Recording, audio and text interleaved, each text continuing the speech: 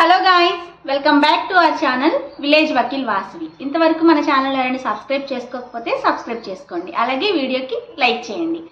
So ఈరోజు వీడియోలో నేనేం చెప్పబోతున్నానంటే, ఒక ఫాదర్ ప్రాపర్టీలో ఉమెన్కి ఇప్పుడు ఈక్వల్ రైట్స్ ఉన్నాయి, ఒకప్పుడు లేవు అని చెప్పేసి జనరల్గా చెప్పుకుంటాం. అయితే ఇప్పుడు కూడా ఈక్వల్ రైట్స్ అనేది ఒక్కొక్కసారి ఉండవు. సో దానికి సంబంధించి అసలు ఉమెన్కి ఏ విధంగా ఫాదర్ ప్రాపర్టీ నుంచి రైట్స్ వస్తాయి, అసలు ఉమెన్కి ఉన్న హక్కులు ఏంటి, యాన్సిస్ట్రల్ ప్రాపర్టీ నుంచి ఎలా ఉంటాయి, సో మొత్తం కూడా మీకు నేను ఈ వీడియోలో ఉమెన్ ఏ విధంగా ఒక ప్రాపర్టీకి అర్హురాలు అవుతుంది అనే కాన్సెప్ట్ మీద మాట్లాడుకుందాము. ఫస్ట్ మనం ఏన్షియంట్ పీరియడ్ చూసుకున్నట్లయితే, అంటే మనం ఏపీలో చెప్పుకోవాలంటే బిఫోర్ 1984, ఆఫ్టర్ 1984, ఇండియాలో చెప్పుకోవాలంటే బిఫోర్ 2005, ఆఫ్టర్ 2005 అని చెప్పుకోవాలి. అయితే మనకి ఒకప్పుడు ఏంటి అంటే సన్స్కి మాత్రమే ఉండేది, ఉమెన్కి ఏదో లిమిటెడ్ ఎస్టేట్ అలా ఇచ్చేవాళ్ళు. ఇప్పుడు అదంతా రిమూవ్ చేసేసి అబ్సల్యూట్ రైట్స్ అనేది సెక్షన్ 14 కింద అయితే ఆల్రెడీ ఇచ్చేశారు, అంటే ఫుల్ ఓనర్ని అయితే ఉమెన్ని చేసేసారు. అయితే 1984 ఏంటి, 2005 ఏంటి అంటే, బిఫోర్ 1984 ఆంధ్రప్రదేశ్లో ఉమెన్కి ఈక్వల్ రైట్స్ లేవు. ఎన్టీఆర్ గారు సీఎంగా చేస్తున్నప్పుడు ఉమెన్కి ఈక్వల్ షేర్ అనేది ఉంటుంది మెన్ లాగానే అని చెప్పేసి ఆయన తీసుకురావడం జరిగింది. But this is only in AP. తర్వాత 2005 అమెండ్మెంట్లో హిందూ సక్సెషన్ యాక్ట్కి ఉమెన్కి ఈక్వల్గా సన్తో అయితే హక్కులు ఇవ్వడం జరిగింది. సో ఇప్పుడు ఒక ప్రాపర్టీ పంచాలి అంటే ఉమెన్కి మెన్కి ఈక్వల్ షేర్స్ అయితే వస్తాయి. మరి ఈక్వల్ రైట్స్ వస్తాయి కదా. ఇప్పుడు 1984 ఏపీలో అయితే 2005 ఇప్పుడు ఇండియా మొత్తం అయిపోయింది కదా. సో ఈక్వల్ రైట్స్ ఉంటాయి కదా. మరి ఎందుకు ఈ వీడియో అంటే మీకు అదే చెప్పాలి. మనకి ప్రాపర్టీ 2 టైప్స్ ఉంటుంది, ancestral property, self acquired property. Ancestral property అంటే మనకి తరతరాల నుంచి వస్తున్నది అని అర్థం. సో ఇప్పుడు సెల్ఫ్ ఎక్వైర్డ్ అంటే మన ఫాదర్ తనకు తానుగా సంపాదించుకునేది, తన ఉద్యోగం ద్వారానో లేకపోతే తను సంపాదించిన ఆస్తుల్లో బిజినెస్ అయినా ఏదైనా ఆయన సొంతంగా సంపాదించుకున్న ప్రాపర్టీని మనం సెల్ఫ్ ఎక్వైర్డ్ ప్రాపర్టీ అంటాము. యాన్సిస్ట్రల్ అంటే తాత ముత్తాతల నుంచి వాళ్ళ నాన్నల నుంచి అలా తీసుకున్న ప్రాపర్టీ యాన్సిస్ట్రల్ అంటాము. అయితే ఉమెన్కి సంబంధించి ఇప్పుడు సెల్ఫ్ ఎక్వైర్డ్ ప్రాపర్టీ ఫాదర్ది కనుక ఆల్రెడీ సన్స్కి ఇచ్చేసి ఉంటుంటే, అంటే ఆల్రెడీ పార్టీషన్ జరిగిపోయి ఇచ్చేసి ఉంటుంటే ఉమెన్ అడగడానికి లేదు, అంటే ఆల్రెడీ అది ట్రాన్స్ఫర్ అయిపోయి వాళ్ళు పనిచేసుకుని ఉన్నట్లయితే గుర్తుంచుకోండి సెల్ఫ్ ఎక్వైర్డ్ ప్రాపర్టీ. సో దాని నుంచి ఉమెన్ అడగడానికి ఛాన్స్ లేదు. అయితే యాన్సిస్ట్రల్ ప్రాపర్టీ నుంచి అయితే షీ కెన్ క్లెయిమ్. అలాగే వీలునామా ద్వారా ఒక తండ్రి చనిపోయే ముందు వీలునామా రాసి సన్స్కి మాత్రమే రాశారనుకోండి వీలునామా, అయినా కూడా డాటర్ కెన్ క్లెయిమ్. ఇప్పుడు మనకి వీలునామాలు ఏ బయట కూతుర్లకి అంటే పిల్లలకి రాయకుండా ఏ బయట అనాథ శరణాలయానికి అట్లా రాశారనుకోండి, వీళ్ళు వీలునామాని ఛాలెంజ్ చేయరు, ఎందుకంటే వీలునామా అంటే ఎవరికి ఇవ్వాలి అనేది. ఇప్పుడు ఏంటంటే డాటర్ని ఎక్స్క్లూడ్ చేశారు కాబట్టి సన్స్తో పాటుగా, అప్పుడు daughter can challenge the will. So ఆ వీలునామాని డాటర్ ఛాలెంజ్ చేసి ప్రాపర్టీ తెచ్చుకోవచ్చు.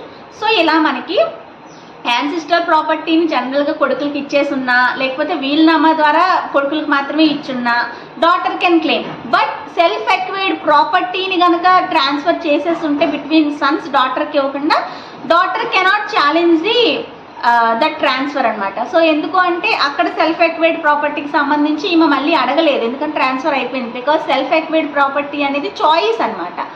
కాబట్టి అది యాన్సిస్ట్రల్ అయితే దేని ద్వారా ఇచ్చినా, మామూలుగా ట్రాన్స్ఫర్ చేసిన వీలునామా ద్వారా ఇచ్చినా డాటర్ కెన్ ఆస్క్.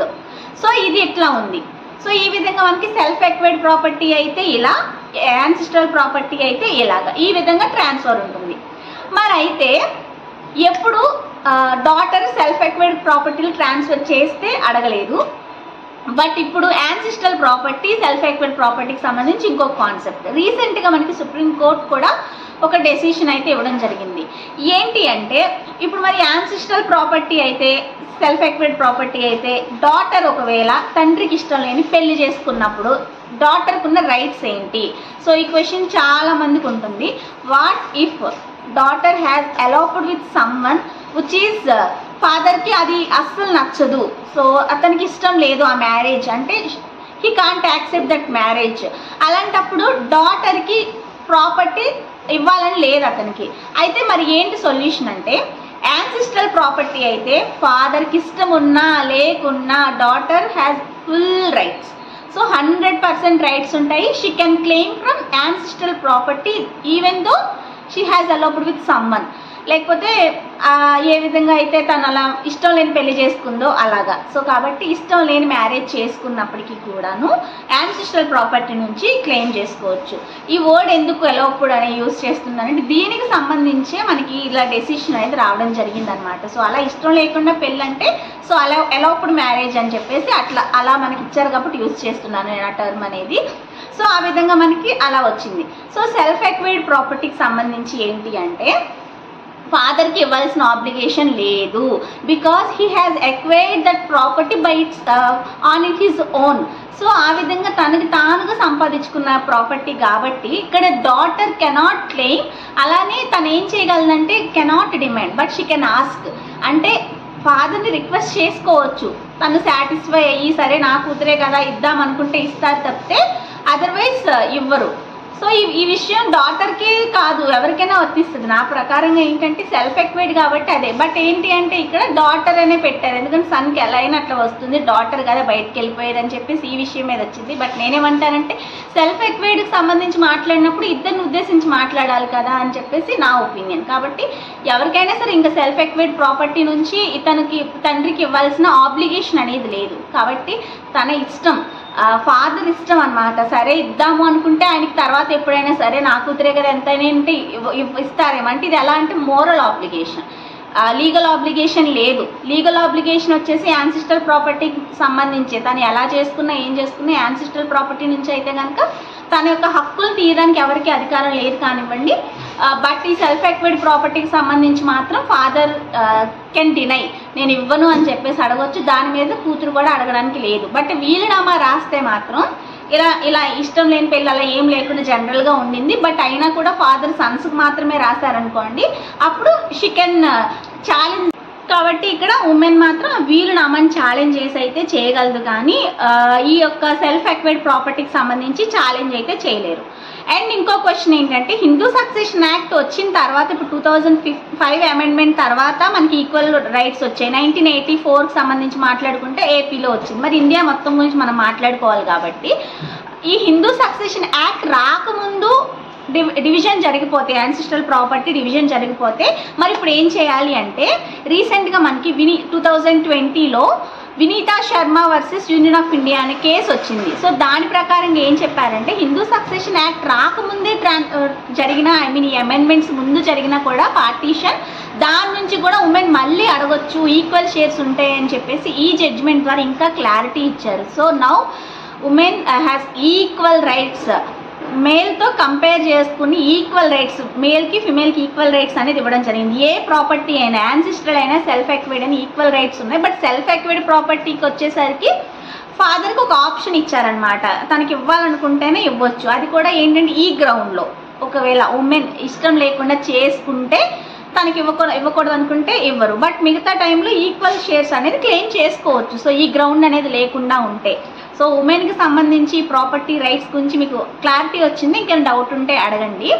సో కాకపోతే మనకి ఏంటి అంటే మ్యాక్సిమం ఇట్లా డౌరీ అయిపోయిన తర్వాత ఉమెన్ ఈక్వల్ రైట్స్ అనేది మ్యాక్సిమం క్లెయిమ్ చేయట్లేదు, ఎవరో కొంతమంది తప్పితే ఫుల్ రైట్స్ని వాళ్ళు ఉన్నప్పటికీ కూడా వాళ్ళు క్లెయిమ్ చేసుకోవట్లేదు. బట్ ఈక్వల్ రైట్స్ అనేది మనకి ఇచ్చింది. ఆర్టికల్ 14 ప్రకారం చూసుకున్నా ఎలా చూసుకున్నా లాలో డిఫరెన్షియేషన్ అయితే ఎలాంటిది లేదు. బట్ డిఫరెన్షియేషన్ మనం యాన్సిస్ట్రల్ సెల్ఫ్ ఎక్వైర్డ్ మామూలుగా చూసుకుంటే అప్పుడు కూడా డాటర్ ఇష్టం లేని ఫాదర్కి ఇష్టం లేని మ్యారేజ్ చేసుకున్నప్పుడు మాత్రమే తను కోల్పోతుంది. అదర్వైజ్ ఇంకా అన్ని చోట్ల కూడా డాటర్కి సమానమైన హక్కులు అనేది ఇవ్వడం జరిగింది. ఈ డిస్ట్రిబ్యూషన్ మనకి మామూలుగా సెక్షన్ 9లో హిందూ సక్సెషన్ యాక్ట్లో క్లాస్ 1 హెయిర్స్, క్లాస్ 2 హెయిర్స్, సాగ్నెట్స్, కాగ్నెట్స్ మనకి ఇట్లా ఉంటుంది కదా. సో జనరల్గా అలా డిస్ట్రిబ్యూషన్ అనేది అవుతున్నప్పుడు ఏ విధంగా అయితే ఈక్వల్గా మనం డివైడ్ చేస్తామో సక్సెషన్లో, సో అక్కడే ఉమెన్కి కూడా ఈక్వల్ రైట్స్ అనేది వచ్చేస్తాయి అన్నమాట. సో డిఫరెన్షియేషన్ అలా కూడా ఈ సెల్ఫ్ ఎక్వైర్డ్లో అది కూడా ఇష్టం లేని మ్యారేజ్ చేసుకున్నప్పుడు అలానే ఆల్రెడీ ట్రాన్స్ఫర్ అయిపోతే సెల్ఫ్ ఎక్వైర్డ్ ప్రాపర్టీ సన్స్కి మాత్రం అప్పుడు ఛాలెంజ్ చేయలేదు. వీలునామాలో ఛాలెంజ్ చేయగలదు, అలానే యాన్సిస్ట్రల్ ప్రాపర్టీని ఎప్పుడు డివైడ్ చేసినా ఛాలెంజ్ చేయగలదు. సో ఇవన్నిటిలో కూడా ఉమెన్కి రైట్స్ వస్తాయి. దీనికి సంబంధించి సక్సెషన్ యాక్ట్ ముందైనా వెనకైనా ఎప్పుడైనా సరే క్లెయిమ్ చేసుకోవచ్చు అని చెప్పి Vineeta Sharma versus union of ఇండియాలో డిసైడ్ చేయడం జరిగింది. అలానే రీసెంట్గా ఇలా ఇష్టం లేని పెళ్లి చేసుకుంటే కనుక డాటర్ సెల్ఫ్ ఎక్వైర్డ్ నుంచి అయితే డిమాండ్ చేయలేదని కూడా రీసెంట్ జడ్జ్మెంట్లో వచ్చి ఉన్నది. సో ఈ విధంగా మనకి ఏ విధంగా ఉమెన్ ప్రాపర్టీ క్లెయిమ్ చేయగలదు అనే దాని మీద క్లారిటీ అనేది నేను ఇచ్చానని అనుకుంటున్నాను. సో వీడియో నచ్చితే లైక్ చేయండి, షేర్ చేయండి, కమెంట్ చేయండి. అలాగే విలేజ్ వకీల్ వాసవి ఛానల్ తప్పకుండా సబ్స్క్రైబ్ చేసుకోండి. మరొక వీడియోతో మళ్ళీ కలుసుకుందాం. Until then keep watching. Bye bye.